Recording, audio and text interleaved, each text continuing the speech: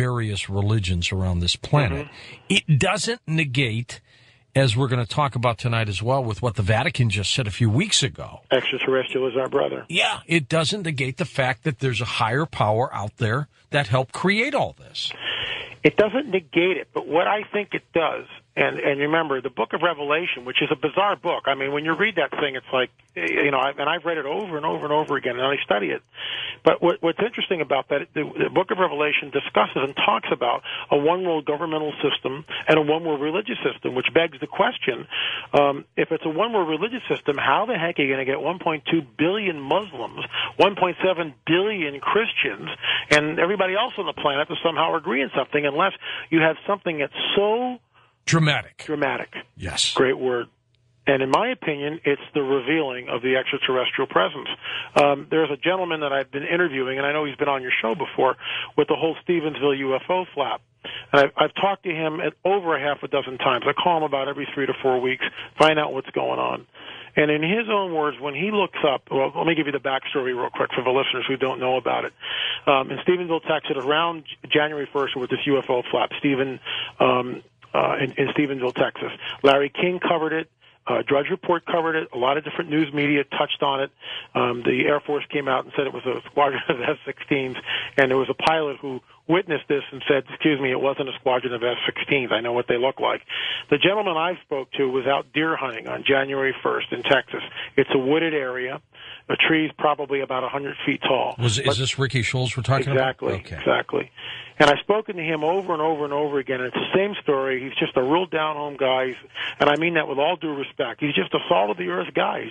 He is. You know, I don't see any guile or any. There's just none of that exists. You know, no hype, no nonsense. And he told me verbatim on the phone.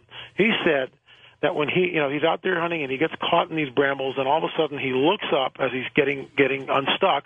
He looks up and there's this craft right over the tree line. And as far as he can look in all directions, he can't see the edge of this thing. So he's estimating, a mile and a half. I mean, that's, in Stanton Friedman's words, who commented on it, that's a mothership. I mean, that thing is just way too big. And he told me at one point he thought about shooting it. He had a shotgun. He was deer hunting. He thought about shooting it. And then he thought, maybe I shouldn't do that. And of course he studied the structure, looked at the cones and stuff. What's interesting about this, according to Ricky, he has seen the craft as late as last month 4 times, and not only by himself. His wife was with him, and then his neighbors were with him. And he told me, and look, I'm not there, don't have a camera, didn't see it. I'm just going by what the guy said, but I believe him. And he said that the craft was out on the horizon, so to speak. He could see it, and it was being pursued by he believed they were F-16s. I'm not sure what they were. Let's call them F-16s for the sake of the discussion.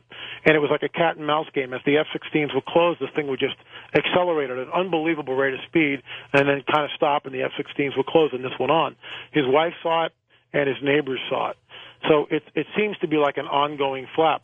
All that to say that this revealing, and getting back on point here, he told me that when the first time he saw it, it is overwhelming. His words. I'm not making that up. His words were, and I quote, "It's overwhelming. All bets are off. Everything has changed just by seeing this thing." And can you imagine if like a 2 or 3 mile wide craft, we've talked about this before, George, that 3 mile craft that was over the English Channel last summer, spotted by 2 different pilots. I mean, what happens if a couple of those things park over L.A. and New York and Paris and London? I mean, everybody's worldview is going to be changed instantly. And most people will go along with what they're looking at because, seeing is believing. Oh, sure. Absolutely. And all I'm trying to say is, this has been talked about. I believe it's the coming great deception. I believe it's totally evil in every aspect, and it will literally seek to enslave human beings. I could be totally wrong on this, but that's what I believe. You and David Jacobs then have similar views. I've talked to David Jacobs. I interviewed him for one of my books, and at the end of his I forget which one it is. When first time I read it, literally the hair stood up in the back of my neck. When he reads the last couple of paragraphs, he talks about, when he first got into this, it was interesting, and he wasn't fearful. Now he's very afraid for his children. He thinks that the alien agenda is very negative. He doesn't use the word evil, but he uses very negative, and is certainly not something that we should embrace. I mean, he's afraid. He's fearful. So I would concur. You would think that extraterrestrials who might have had the technology to get here would have learned from the mistakes we've made, for example. But apparently not. Well, what bothers me about it is, and I write about this too, why not give us the cure for cancer? I mean, why not do something positive? Why, and of course... And apparently they could. Well, if they are what I think they are, I've been in places where I have seen and talked to false healings, and I write about this also. I mean, and that was the threat. That was his book. I mean, there can be, by these so-called entities, there can be false healings. In other words, Joanna Michelson, in her book, The Beautiful Side of Evil, was with someone who would manifest, and basically what she had a familiar spirit, which is what I would call it, and the spirit would overpower her. She'd go into a trance, and people would get healed. The problem is the healings wouldn't last. So, these entities can mimic healings, but in most cases they're false and they don't last, and the person condition comes back and is usually worse than before. Let's talk a little bit more, if we can, Lynn, about the ancient prophecies here and how that ties into today. Then go ahead. Let me just pick one here. This is from Amos, and I mean, this is so specific. It's bizarre, and it has to do with what's happening in the Middle East. And I realize, I don't want to get into a whole political conundrum here. No, I understand. But it's so specific. Listen to what it says. I will bring back my exiled people, Israel. So it's really straight ahead. We're not talking about anybody else but Israel, okay? We're not talking about the French or the English or anyone else. It's Israel.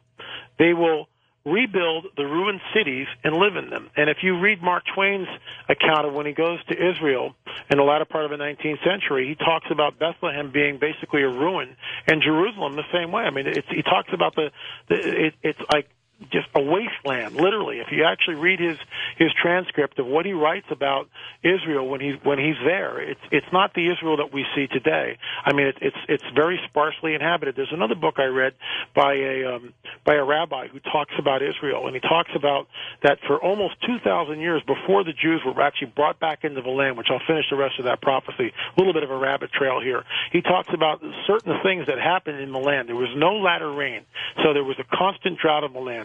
There were severe earthquakes in Milan, so people would try to come and settle. They'd build things, and the earthquakes would come, and they'd just ruin everything. He also talks about plagues of locusts for centuries would come in. If you tried to grow something, the locusts would come in and wipe everything out. So when Mark Twain is there in the 19th century, this is why the land is sparsely inhabited. And let's go back to the prophecy. Then it says, they will plant vineyards and drink their wine. Sounds good. They will make gardens and eat their fruit. Israel, by the way, I think is the third largest exporter of fruit on the planet. And, of course, Israel also has planted over 1 billion trees since it became a homeland. True. Yeah. Listen to this. I will plant Israel. This is what's really interesting. And if this proves wrong, then I have to rethink my whole deal. I will plant Israel in their own land, which is exactly what happened in 1948. We're celebrating the 60 years of that. Then it says, never again to be uprooted from the land I have given them. So, I mean, that's really specific. It's really, really specific. And in my opinion, we are in that season. And, just tonight there was an article. Hold on. Yeah, well, let's do that when you come back. The article. Have you picked up the After Dark newsletter yet? If not, you can call 1-888-727-5505. You can also go online at coasttocoastam.com. You get 13 issues for the price of 12, which is a nice little deal. But the newsletter, full color, just like a magazine, incredible stories in After Dark. And welcome back to Coast to Coast. I'm George Noory, L.A.Marzulli with us. The article, Lynn, the article. Yes, thank you, George. This is actually this evening it came in. It says, it's dated tomorrow, Friday, June 20th.